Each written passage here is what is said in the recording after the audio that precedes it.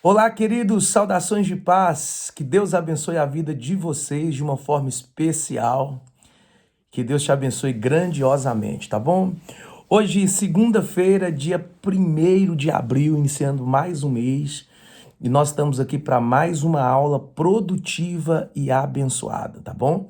1º de abril, eu ainda estou aqui em Portugal e aqui são 3 horas da tarde, né? 3 horas da tarde aqui, aí no Brasil por volta do meio-dia, né?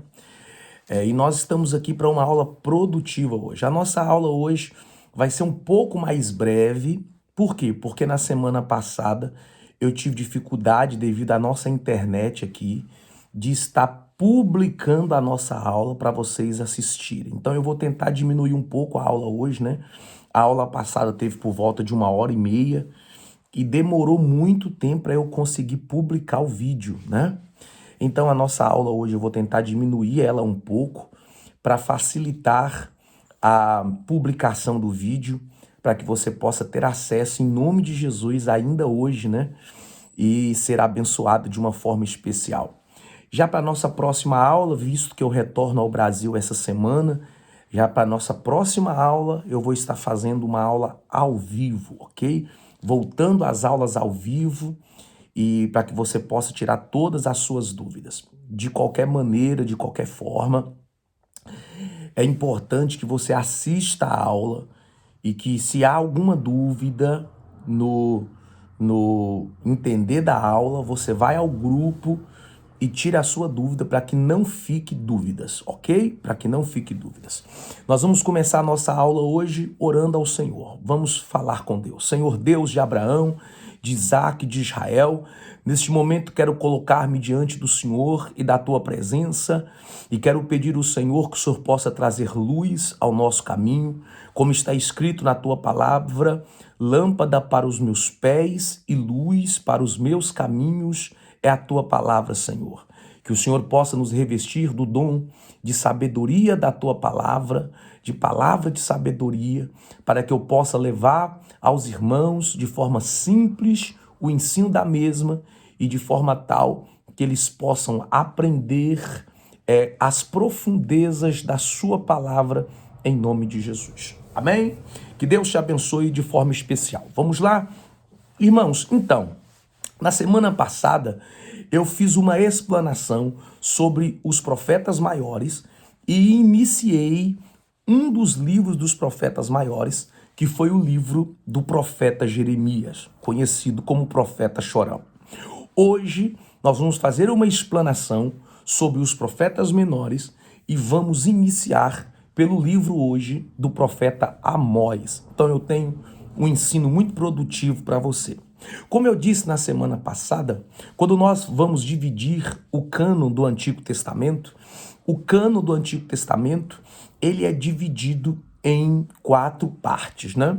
Aquilo que nós chamamos de lei testamentária ou do Velho Testamento, né? É dividido em 4 partes.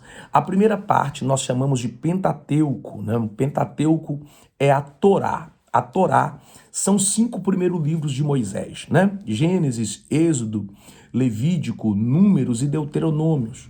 Logo depois, nós temos os livros históricos.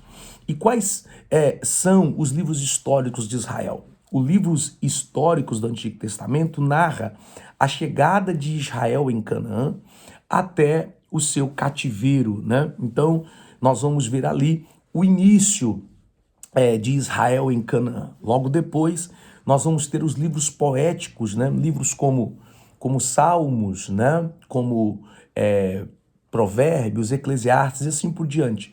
Livros poéticos, é a poesia do Antigo Testamento. E logo depois, nós temos os livros proféticos, né? Quando nós estamos diante dos livros proféticos, nós temos 17 livros proféticos, sendo que 5 desses livros nós chamamos de profetas maiores, né? 5 desses livros nós chamamos de profetas maiores. E aí nós temos 12 livros que nós denominamos profetas menores. Entre os profetas menores, nós temos o profeta Amós, ok? Os profetas maiores, como são menos livros, a gente pode citá-los aqui. Por exemplo, profetas maiores, Jeremias, Lamentações de Jeremias, Ezequiel, Isaías e Daniel, né? São os 5 livros dos profetas maiores.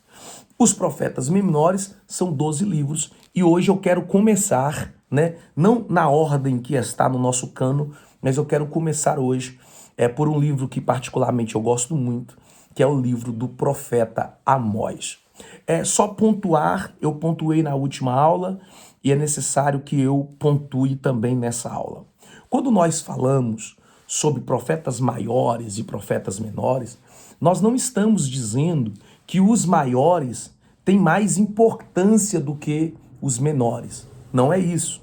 Quando nós denominamos profetas maiores e profetas menores, nós estamos falando de profetas que profetizaram, tiveram um ministério muito mais alongado, né? Esse ministério foi mais longo e eles escreveram mais. Os profetas menores são profetas que tiveram um ministério mais curto e, portanto, o que eles escreveram foram menos. Isso não fala da relevância desses profetas, mas sim do período pelo qual profetizaram, ok? Pontuando isto, nós vamos hoje a os profetas menores hoje e vamos falar sobre o profeta Amós, né? Eu digo que é um texto que eu gosto muito porque eu me dedico a pregar muito sobre o profeta Amós, ok? Eu quero ler um texto para vocês aqui no livro de Amós, que vai retratar muito aquilo que nós vamos ler, aquilo que nós vamos estudar sobre o profeta Amós. Então, deixe-me achar aqui o profeta Amós, ok? E nós vamos passar aqui para a gente estudar. Vamos lá. Amós, capítulo 7, versículo de número 12, está escrito assim: E também Amazias disse a Amós: Ó vidente, vai-te e foge para a terra de Judá, e ali come pão e ali profetiza. Mas não profetizeis mais em Betel, pois é o santuário do rei e é a casa real. Então respondeu Amós e disse a Amazias: Eu não sou profeta, nem filho de profeta, mas eu sou boieiro e cultivador de sicômoros. E o Senhor me tirou de seguir o rebanho, e o Senhor me disse: Vai e profetiza ao meu povo Israel. Ok? Então esse texto fala muito do que nós vamos estudar hoje aqui no livro do profeta Amós. Eu quero primeiro que vocês entendam o contexto pelo qual Amós vai profetizar. Quando Deus rasga o reino de Israel, logo depois do reinado de Salomão, Deus vai rasgar o reino de Israel em 2 reinos, ok? Então o reino de Israel, que era dotado de 12 tribos, vai ser rasgado e vai se tornar 2 reinos. Isso vai acontecer porque primeiro Salomão fez o que era mal aos olhos do Senhor, né? Se prostrando diante de outros deuses, levantando altares a outros deuses, e por conta disso, Deus vai rasgar o reino de Salomão. Deus não vai fazer isso no período de Salomão por causa de Davi, seu servo, mas logo após Salomão, Deus vai rasgar esse reino. O segundo ponto que é importante é que Roboão, filho de Salomão, não dará ouvidos às vozes dos anciões de Israel, que o aconselhou a diminuir o fardo dos impostos sobre o povo, e ele vai dar ouvido aos jovens, que o estimulava a cada vez cobrar mais impostos. E isso fez com que Jeroboão tomasse a parte norte de Israel. Essa parte norte continha 10 tribos, o que se tornou o reino de Israel. 10 tribos, aonde a capital de Israel era Samaria, do lado do reino do sul, era o reino de Judá. E a capital de Judá era Jerusalém. No reino do sul, o reino de Judá, haviam 2 tribos. No reino do norte, o reino de Israel, haviam 10 tribos. Então nós situamos aqui que Israel está dividido. Israel está dividido. Ele tem o reino do norte e o reino do sul. Reino do sul, reino de Judá, capital, Jerusalém. Reino do norte, reino de Israel, capital, Samaria. Pensando assim, nós vamos descobrir que todo culto judaico, toda fé judaica passava pelo templo. Ou seja, por exemplo, quando nós lemos no livro de Deuteronômio 16, nós vemos sobre a santa convocação. O que era a santa convocação? É quando todo judeu, todo israelita, tinha que comparecer perante o Senhor no lugar que ele escolhesse, pelo menos 3 vezes ao ano. Festa do tabernáculo, festa de Pentecostes e o Pessa, que é a festa da Páscoa, né, que nós passamos ontem. Sendo assim, todo israelita tinha que sair da onde estava e ir até Jerusalém para ali poder adorar o Senhor. Qual é o problema? É que o templo estava em Jerusalém, mas os reinos tinham sido divididos. Então, o que Jeroboão vai fazer? Jeroboão vai começar a levantar santuários, templos no Reino do Norte e a levantar sacerdotes para estar à frente desses templos. Por que Jeroboão fará isso? Jeroboão fará isso para que os israelitas não precisassem sair do Reino do Norte e fossem ao Reino do Sul, ok? Gente, eu tô aqui assim, de casaco e de cachecol aqui, porque tá muito frio, né? Aqui tá 5 graus, né? Muito frio, ok? Então, ele vai criar templos e levantar sacerdotes. Eu quero abrir um parêntese aqui, porque é importante, lembrando você que os sacerdotes, eles vinham de uma descendência, né, da tribo de Levi. Então, os sacerdotes eram levitas separados para servir no templo por uma descendência levítica. Quando o rei levanta sacerdotes, ele não levanta sacerdotes segundo o princípio de Deus. Isso é importante a gente pontuar, porque essa mensagem ela é muito atual, né? Quando a gente vê muitas igrejas sendo abertas, muitas igrejas sendo levantadas, igrejas que o próprio Deus não edificou, sacerdotes, pastores, ministros que Deus não levantou, pessoas que não têm o chamado de Deus, pessoas que não foram vocacionadas para o ministério. Isso vai gerar um problema. Qual? Primeiro, pessoas servindo em lugares que não era para elas servirem. Segundo, pessoas sem conhecimento, sem entendimento, guiando outras pessoas. Então, como que um cego pode guiar outro cego? Terceiro, pessoas que são rebeldes, divisores de igrejas. Pessoas que abrem igrejas para o seu benefício próprio. Pessoas que levam o ministério como uma profissão e uma empresa, como uma fonte de recurso pessoal. Então nós temos um problema. E isto, quando eu digo que é atual, é porque nós vimos isto na nossa nação brasileira e também pelo mundo. Igrejas que são abertas com simplesmente pela vontade humana, pela ação humana, simplesmente pelo poder humano.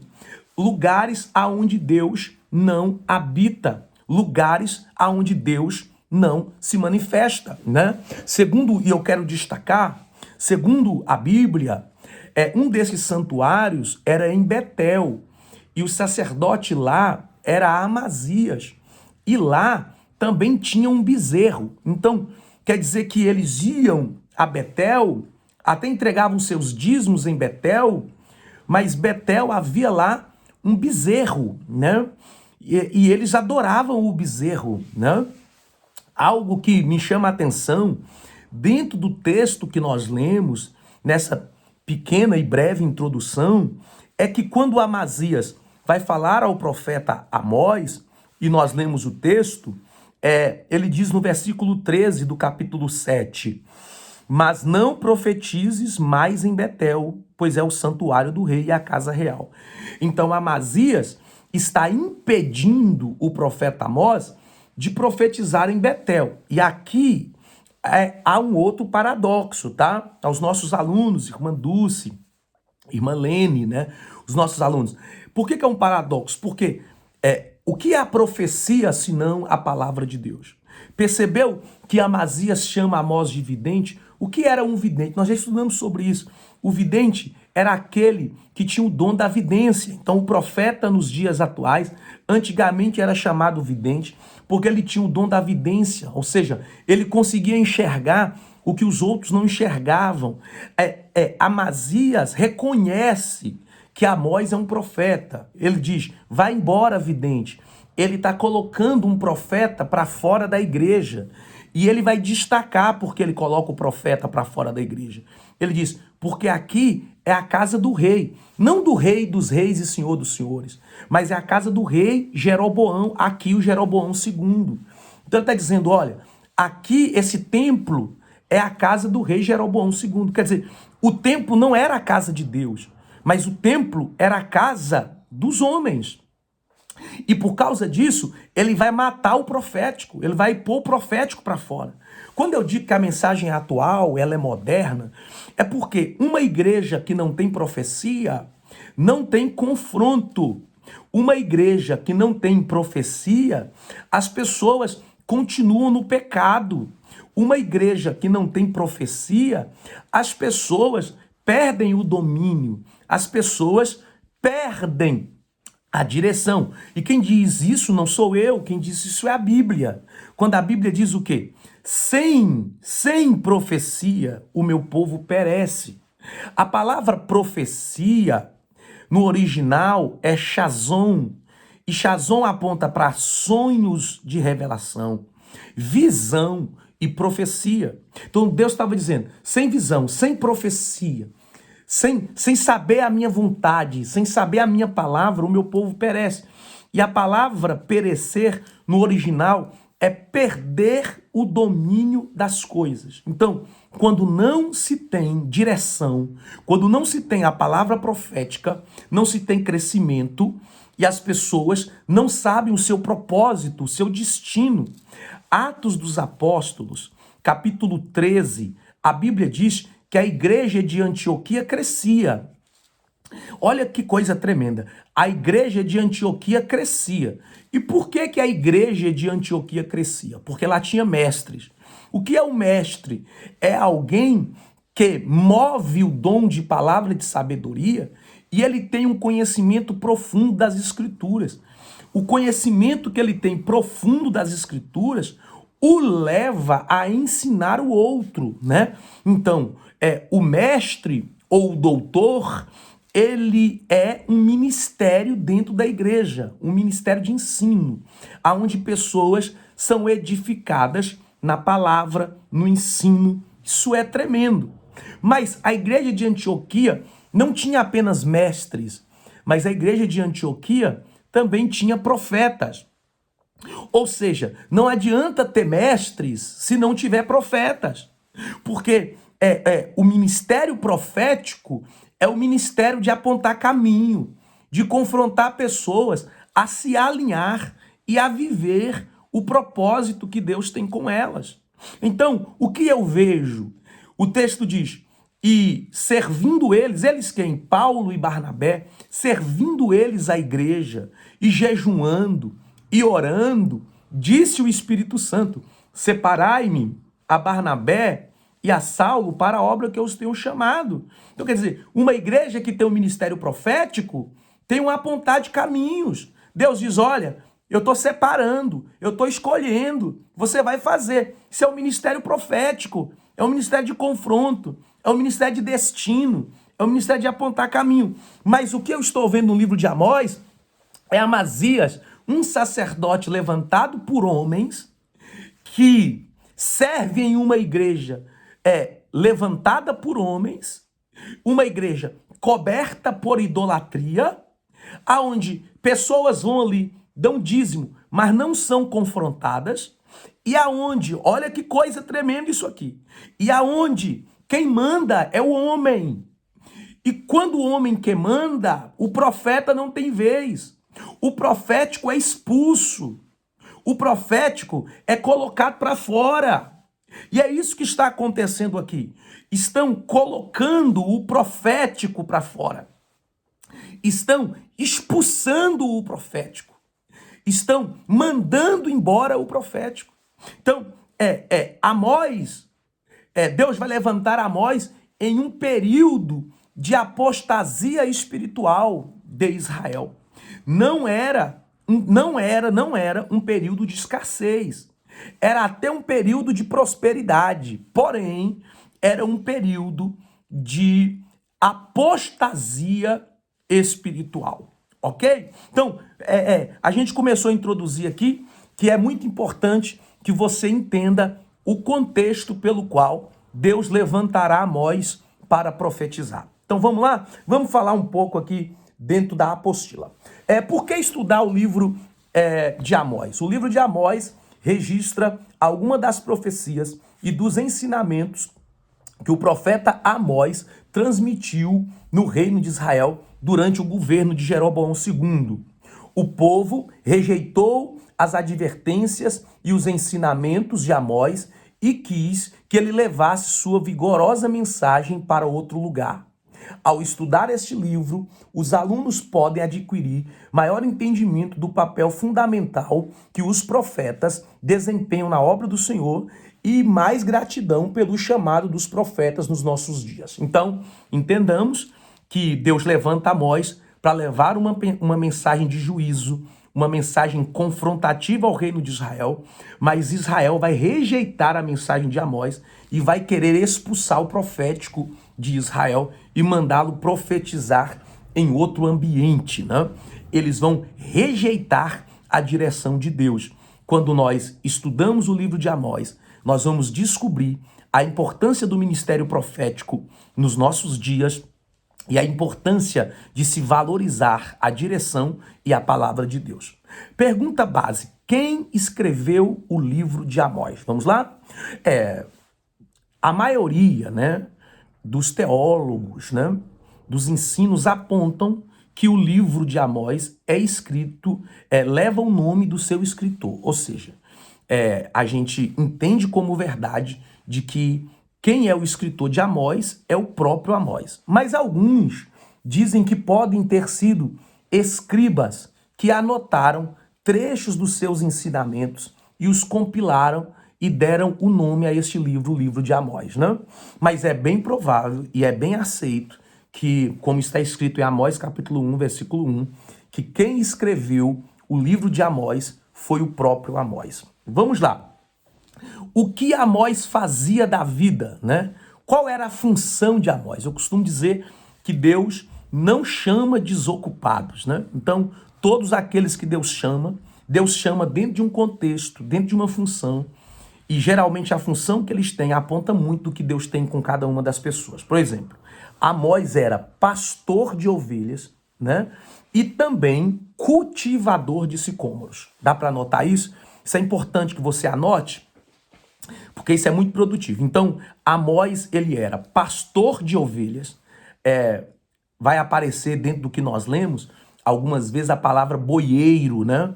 Em algumas traduções, boiadeiro, né? Que é alguém que cuida das crias, né? Que cuida dos animais, né? Então, essa função é a função do pastor de ovelhas, do apacentador, daquele que cria, daquele que cuida dos animais. Então, Amós, ele era rorícola, né? Ele era de uma zona rural e ele tinha uma função muito simples, um homem muito humilde, né? Ele era pastor de ovelhas e também era cultivador de sicômoros. Nós vamos falar um pouco sobre isso um pouco mais à frente, né? Ele morava em uma cidade nas montanhas de Judá, né? Chamado de Tecoa, né? Anota isso. Pode ser que caia na sua avaliação assim. Aonde Amós morava? Ele morava em uma pequena cidade na região montanhosa de Judá, por nome de Tecoa, né? Tecoa ficava a 20 quilômetros ao sul de Jerusalém. 20 quilômetros ao sul de Jerusalém, né? Olha como diz o texto bíblico, né? O Senhor o chamou para profetizar ao reino do norte, né? Nós explicamos aqui no início o reino do norte, o reino de Israel, né? É um chamado que ele não esperava, mas que cumpriu com obediência. Por que o escritor diz que era um chamado que ele não esperava, né? Pelo texto que nós lemos aqui, né? Olha o texto que nós lemos no capítulo 7, né? Que diz o seguinte: então respondeu Amós, versículo 14, a Amazias: eu não sou profeta, nem filho de profeta, mas sou boieiro e cultivador de sicômoros. Então, quer dizer, ele é pastor de ovelhas, boieiro e cultivador de sicômoros. É a função dele. Uma vida simples, nas montanhas de Judá, na cidade de Tecoa, uma vida muito simples. E aí ele diz: eu não sou profeta, né? E aí a gente fica aqui conjecturando. Como ele pode dizer eu não sou profeta se ele profetiza? Mas na verdade, o que ele quer dizer é que ele não é um profeta profissional. Dá para notar isso? Ele não é um profeta profissional. Pastor, o que quer dizer isso? Havia uma escola chamada Escola de Profetas, idealizada por Samuel, por Elias, por Eliseu. Essa escola ensinava procedimentos, alinhamentos ao ministério profético. Eu costumo dizer que a escola de profetas não ensinava a profetizar, porque profetizar é um dom divino, né? Profetizar é uma ação divina. Mas a escola de profetas ensinava o comportamento e a maneira correta de um profeta lidar com o seu dom, seu testemunho, seu caráter, né? Sua obediência, sua honra e assim por diante, né? Quando Amós diz, eu não sou profeta, ele está dizendo, eu não passei pela escola de profetas, né? Ele está dizendo, eu não sou profissional, eu não sou formado, né? Eu sou apenas um moço da roça, um moço simples, um moço humilde. Ele lança a segunda palavra, ele diz, eu também não sou filho de profeta. Ou seja, ele não tem uma linhagem profética, né? Não é como, por exemplo, o profeta Jeremias, que tinha uma linhagem sacerdotal, né? Por exemplo, o profeta Ezequiel, que também tinha uma linhagem sacerdotal. Ele não tinha uma linhagem, ele não tinha uma família que exercia o ministério, né? Ou seja, ele não tinha ninguém, eu digo assim, que o indicasse, né? Que facilitasse o seu caminho, não. Então, ele só estava profetizando, e ele fala muito claro isso no versículo 15 do capítulo 7, ele diz, o Senhor me tirou de trás do rebanho, e o Senhor me disse, vai e profetiza ao povo de Israel. Então, quer dizer, ele só está profetizando por uma ordem divina, né? Ele só está profetizando por uma ordem divina, ok? Então, o ministério de Amós era um ministério comissionado, vocacionado, chamado por Deus. Ele não se preparou em uma escola, ele é um moço humilde, um moço simples, ele não tem uma família que seja relevante ao ponto de tê-lo colocado para profetizar, né? Que seja influente a ele, mas ele profetiza por uma ordem de Deus, ok? Quando e onde foi escrito? Embora não saibamos precisamente quando o livro de Amós foi escrito, o livro começa com a explicação que Amós pregou durante o reinado de Uzias em Judá e de Jeroboão II em Israel, no 8º século antes de Cristo. Amós, capítulo 1, versículo 1, guia para os estudos das escrituras, para a sua cronologia. Amós pode ter atuado na mesma época do profeta Oséias, no reino de Israel. Não há informações claras indicando onde o livro foi escrito. Então, assim, o livro de Amós, por volta aí do 8º século antes de Cristo, né?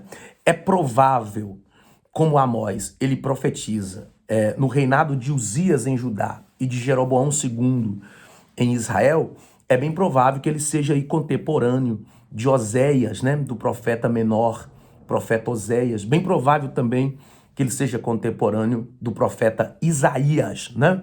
Nós não temos uma informação clara sobre onde o livro foi escrito, né? Acredita-se que foi escrita em Judá, ok? Vamos lá. Quais são algumas características marcantes desse livro? O livro de Amós dá ênfase aos profetas, né? Amós explicou que Deus usa profetas para realizar a sua obra. Capítulo 3, versículo 7. Vamos ler?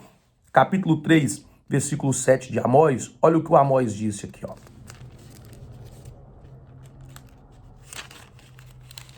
Um instante. Folhinha da Bíblia. Aqui. Capítulo 3, versículo 7. Olha o que Amós diz. Certamente o Senhor Deus não fará nada sem antes ter revelado os seus segredos aos seus servos, os profetas. Então, Amós, ele fala algo muito forte aqui. A importância do ministério profético, a importância dos profetas. Quer dizer, tudo que Deus vai fazer, os segredos, aquilo que ninguém sabe, Deus primeiro revela ao coração dos profetas, né?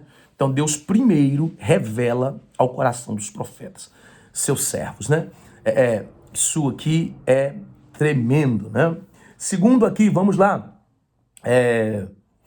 Amós advertiu acerca dos julgamentos que estavam prestes a cair sobre o povo de Israel por terem rejeitado os profetas. Então, Amós deixa claro o julgamento, o juízo de Deus sobre Israel, porque eles rejeitaram o ministério profético, não dão ouvidos aos profetas e rejeitaram a direção de Deus para o seu povo. Então, isso aqui é pontual. Quando nós rejeitamos a direção de Deus, a exortação de Deus, quando nós rejeitamos o ministério profético que Deus impõe sobre a igreja, nós corremos o risco de vivermos o juízo de Deus.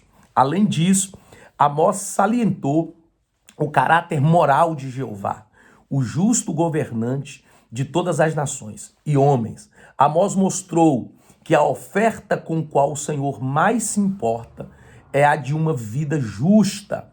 O sacrifício de animais perde o seu significado se for oferecido como substituto de retidão pessoal. Então, quer dizer, olha que coisa interessante. O que Amós fala muito é que a nossa vida não é delineada com sacrifícios que eu faço perante o Senhor, mas com uma vida, uma conduta, uma entrega ilibada. Ou seja, naquele período, Israel até devolvia seus dízimos. Naquele período, Israel até fazia sacrifícios, ofertas sacrificiais, mas vivia uma vida de apostasia. Vamos ver? Amós capítulo 5, versículo 21. Vamos ler aqui. Amós capítulo 5, versículo 21, que diz assim, eu odeio, desprezo seus dias e festas, e não sentirei cheiro em suas assembleias solenes. Quer dizer, eles fazem todo o ambiente cultual, né? Festas, eventos, solenidades, né? Tem todo o ambiente cultual, liturgias de culto. Vamos lá, versículo 22. Embora me ofereçais ofertas queimadas e ofertas de alimento, eu não as aceitarei. Porque Deus está dizendo, olha, embora vocês me oferecem ofertas queimadas, ofertas de alimento, né? Eu não vou receber essas ofertas. Eu não aceitarei essas ofertas. Olha o que mais ele diz. Não me atentarei para as ofertas de paz de vossos animais gordos. Ele está dizendo, olha, eu não vou receber a oferta de vocês. O que vocês estão fazendo é tentando me comprar, porque vocês oferecem dinheiro, oferecem oferta, fazem sacrifícios, mas vivem uma vida longe de mim. Versículo 23. Afasta de mim o som de teus cânticos, pois não ouvirei a melodia das tuas violas. Olha que coisa profunda. Ele está dizendo, olha, não adianta vocês ficarem cantando para mim, salmodiando, tocando para mim, se a vossa conduta é uma conduta que me desonra. Se vocês andam longe de mim, meu irmão, isso aqui é muito forte. Versículo 24. Mas desça o juízo como águas, e a justiça como um ribeiro impetuoso. Oferecestes a mim sacrifícios e ofertas no deserto, por 40 anos, ó casa de Israel. Antes carregaram o tabernáculo de vosso Moloque e Quium, suas imagens, a estrela do vosso Deus, que fizestes para vós mesmos.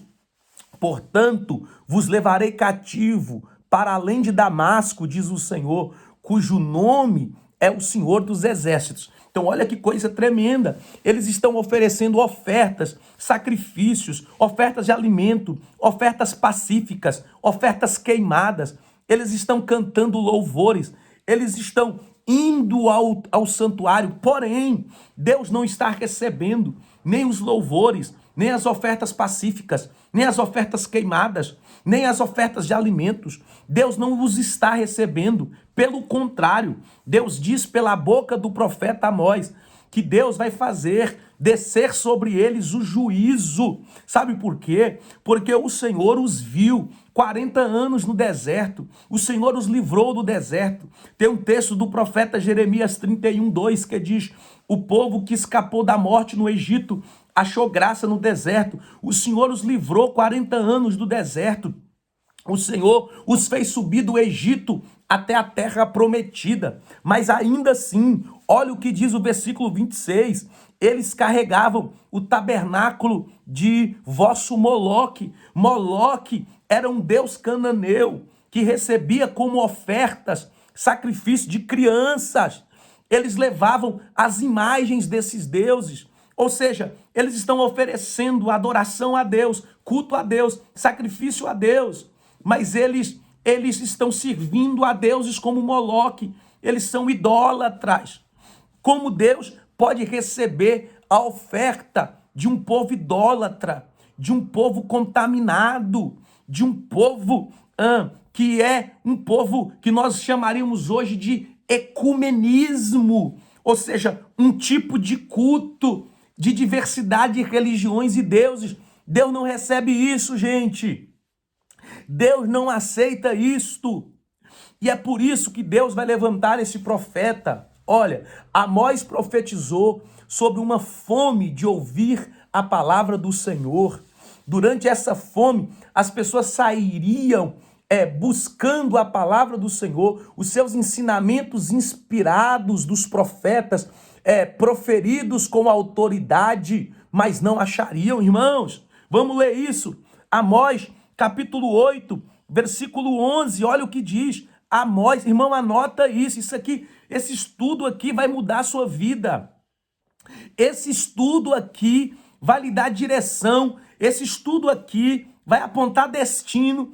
Esse estudo aqui vai nos confrontar a viver uma vida mais próxima de Deus, mais íntima de Deus, mais alinhada, mais séria com Deus. Esse estudo aqui vai gerar temor ao nosso coração. Olha o que diz, anota isso. Amós, capítulo 8, versículo de número 11. Eis que vem dias, que diz o Senhor Deus, em que enviarei fome sobre a terra, não fome de pão, nem sede de água, mas de ouvir as minhas palavras, ou ouvir as palavras do Senhor. E eles vaguearão de um mar até o outro, e do norte até o oriente. Eles correrão para lá e para cá, para buscar a palavra do Senhor, e não encontrarão. Olha que coisa profética. Se de um lado Israel não dava ouvidos ao profético, não dava ouvidos à voz de Deus ecoando pela boca dos profetas, Israel estava expulsando dos seus templos os profetas. Israel não queria profetas na sua casa, porque eles não queriam ouvir Deus falar. Eles queriam tampar os seus ouvidos para a palavra de Deus. Mas agora Amós está profetizando que vai vir dias que Deus vai mandar uma fome na terra. Não uma fome de pão e nenhuma sede de água, mas de ouvir a sua palavra. E que as pessoas vão caminhar em busca da palavra, desesperados por ouvir a palavra, vão do mar, aleluia, até o outro mar, do norte ao oriente. Elas vão procurar desesperadamente uma palavra, mas elas não encontrarão. Irmão, isso aqui é tremendo demais. Essa profecia foi inicialmente cumprida após a apostasia dos reinos de Israel e Judá. Depois do ministério de Malaquias, mais de 400 anos se passaram em que profetas ministrassem na terra de Israel. A profecia de Amós também foi cumprida posteriormente, depois que Jesus Cristo estabeleceu sua igreja na terra. Ela também acabou caindo em apostasia. A revelação para guiar a igreja cessou e os povos da terra não puderam receber a palavra de Deus por intermédio de profetas por mais de 1.700 anos. Irmão, isso aqui é tremendo demais, isso aqui é profético demais. Entre o profeta Malaquias, o último profeta menor, até o Evangelho de Mateus, o primeiro livro do Novo Testamento, há um período de 400 anos de silêncio, aonde Deus não levantou profetas, aonde Deus calou a sua voz pela boca dos profetas, e as pessoas ficaram desesperadas até vir o João Batista. Ou seja, a palavra de Amós já começou a se cumprir. Pessoas que estão desesperadas, não morrendo de fome, não pelo fome de pão ou por sede de água, mas da palavra de Deus. Irmão, isso aqui é tremendo, isso aqui é tremendo. O significado do nome Amós fala muito, porque o nome Amós significa aquele que leva o fardo, aquele que carrega o fardo. Isso aqui é tremendo. Aquele que leva o fardo, aquele que carrega o fardo. Anota isso, tá? Pode cair na sua avaliação. Qual é o significado do nome Amós? Aquele que carrega o fardo. Pode cair na sua avaliação. Aonde Amós morava? Em Tecoa, nas regiões montanhosas de Judá, a coisa de 20 quilômetros de Jerusalém, ok? Isso aqui é tremendo. O ministério de Amós profetizou no reinado de quem? Amós profetizou no reinado de Jeroboão II. Outra coisa boa para você anotar. Quanto tempo durou o ministério de Amós? Por volta de 2 anos. Por volta de 2 anos. Anota aí, ok? Vamos fazer um resumo aqui importante, tá bom? Como eu disse para vocês, vou tentar diminuir um pouquinho a aula hoje, para a gente continuar na próxima, para que eu consiga publicar o vídeo, ok? Vamos lá.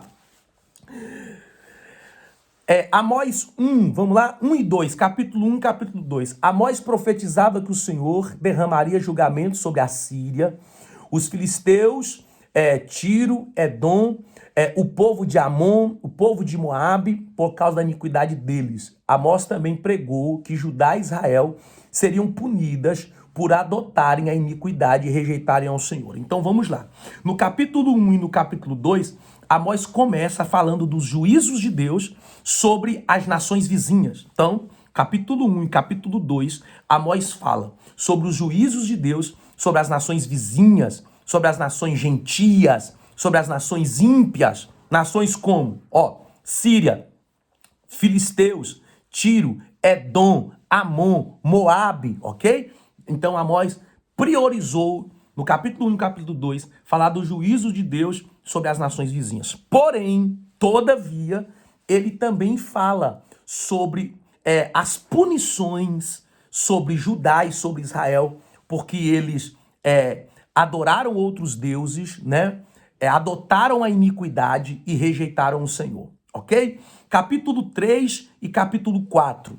Amós descreve as várias tentativas feitas pelo Senhor de salvar seu povo, inclusive enviando profetas para adverti-los, retendo a chuva e permitindo que pestes e guerras os perturbassem. No entanto, o povo não se humilhou e nem retornou para o Senhor. Então, olha, o capítulo 3 e o capítulo 4 trata das várias tentativas que Deus teve de chamar a atenção do seu povo ao arrependimento, né? Então, quer dizer, Deus enviou profetas, Deus lhes deu palavras, né? Tudo isto para tentar salvá-los, para tentar trazê-los ao arrependimento. Deus manda profetas para adverti-los, né? Quando Deus percebe que eles não dão ouvidos à palavra profética, ou seja, a palavra dos profetas, Deus retém a chuva. Quer dizer, Deus não manda chuva na terra. Quando Deus não manda chuva na terra, ele não gera colheita, não há colheita. E mesmo Israel vendo que os céus estão fechados, que Deus não está mandando chuva, eles não se arrependem, irmãos. Então, Deus manda pestes na terra, pragas na terra, mas mesmo acontecendo pragas na terra, Israel não se arrepende. Então, Deus manda guerras, há guerras, né? Mas eles não se arrependem. Então, o Senhor percebeu que eles não se humilharam e não se voltaram para Deus. E aí nós temos o capítulo 5 e o capítulo 6. No capítulo 5 e no capítulo 6, Amós ensina que se o povo se arrepender e buscar sinceramente o Senhor, eles podem enviar a destruição. Quer dizer, eles podem evitar, perdoe-me, a destruição. Quer dizer, se há arrependimento, se há mudança de caminho, né, sincero, eles podem evitar a destruição. Isso aqui é tremendo, irmão, para nós meditarmos que quando o nosso coração é sincero, quando há arrependimento, quando há conversão, quando há mudança de caminho, Deus, ele se arrepende do mal que foi mandado sobre nós. Nós evitamos a destruição quando vivemos um alinhamento. Ele declara especificamente que o Senhor não aceita as ofertas do povo no templo, porque o coração das pessoas está voltado a deuses falsos. Amós profetiza que o modo negligente com que adoram o Senhor vai levá-los à destruição. Quer dizer, eles estão tentando comprar Deus, irmão. Eles estão dizendo, olha, eu dou ofertas no templo, mas eu sirvo também a outros deuses. Irmão, isso aqui é atual, isso aqui é moderno. Tem gente que vai à igreja, tem gente que devolve dízimo, tem gente que dá oferta, mas ele dá uma oferta no templo hoje e dá outra no centro de macumba amanhã. Tem gente que vai no templo, ele até canta bonito, canta, chora na hora do louvor, mas sai dali, ele vai pro show de Gustavo Lima, irmão. Como que Deus pode receber a adoração de alguém que um dia ele estende a mão para Deus e no outro dia ele estende a mão para o diabo? Não tem como. Esse povo vai viver destruição. Por quê? Porque eles não adoram a Deus com sinceridade.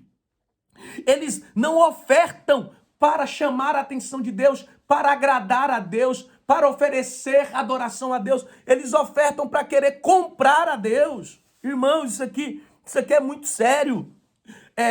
Do capítulo 7 ao capítulo 9, Amós, depois de profetizar sobre a desgraça e as consequências que Israel enfrentará por rejeitar o Senhor, Amós transmite uma mensagem de esperança, prometendo que o Senhor vai reunir o seu povo e restaurar a sua terra. Então, quando Amós, do capítulo 7 ao capítulo 9, ele vai falar sobre restauração, sobre esperança.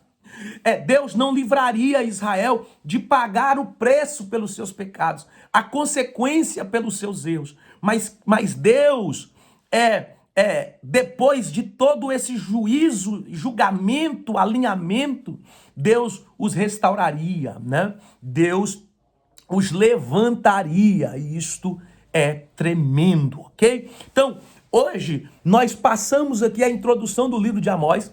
Vamos continuar no livro de Amós, porque a aula está sendo um pouco mais breve hoje, né? Devido a essa questão da internet. E aí voltamos na próxima aula para continuar aqui detalhadamente, aprofundarmos no livro de Amós, né? Esse livro aí de um profeta menor, ok? Gostaria que você marcasse alguns pontos que foram fundamentais para que você grave isso no seu coração e seja didático para você. Primeiro, o nome de Amós significa aquele que leva o fardo.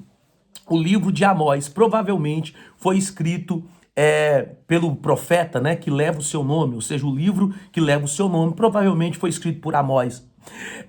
Aonde Amós nasceu? Tecoa, região montanhosa de Judá, ok? Ali a 20 quilômetros de Jerusalém. Qual era a função de Amós? Amós era pastor de ovelhas e cultivador de sicômoros, ok? Amós foi expulso do santuário em Betel porque Amazias não aceitava suas profecias, porque Amazias dizia que aquela casa era a casa do rei Jeroboão II, ok? Então, esses pontos são importantes para que você grave, né, dentro desse conteúdo de estudo que nós estamos vivendo aqui, ok? Antes de eu terminar, gente, olha, se você ainda não leu esse livrinho meu aqui, ó, esse livrinho foi eu que lancei, tá vendo? Alguns irmãos da nossa igreja já têm ele, né? Voando Alto como Águia.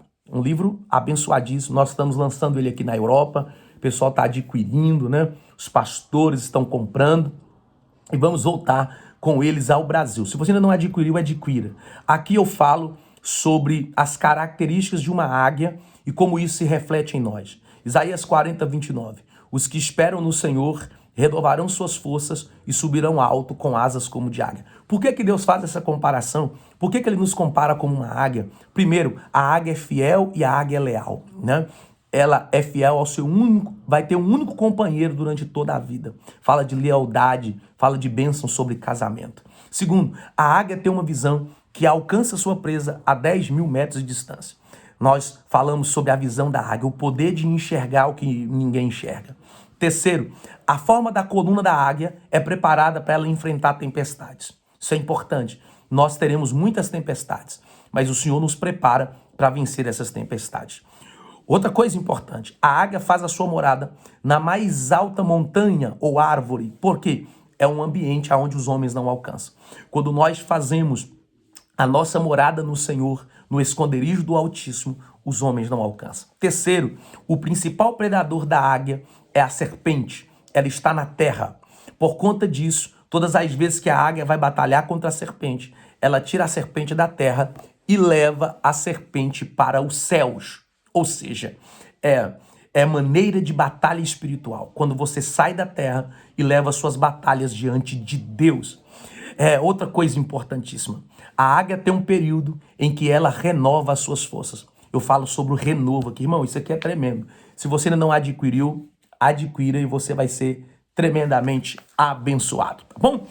Nós vamos ficando por aqui na nossa aula, vamos fazer um período de oração. Senhor Deus de Abraão, de Isaac, de Israel, queremos pedir ao Senhor que o Senhor possa trazer luz ao coração dos teus filhos, que o Senhor possa abençoá-los, que o Senhor possa cumprir sobre eles a sua promessa e que o Senhor possa ordenar sobre eles a tua bênção. Assim nós oramos em nome de Jesus. Deus abençoe vocês. A nossa próxima aula, eu volto dando aula ao vivo, ok? Grande abraço, muita saudade de vocês. Essa semana voltamos ao Brasil. Deus abençoe, fique com Deus, Pai do Senhor.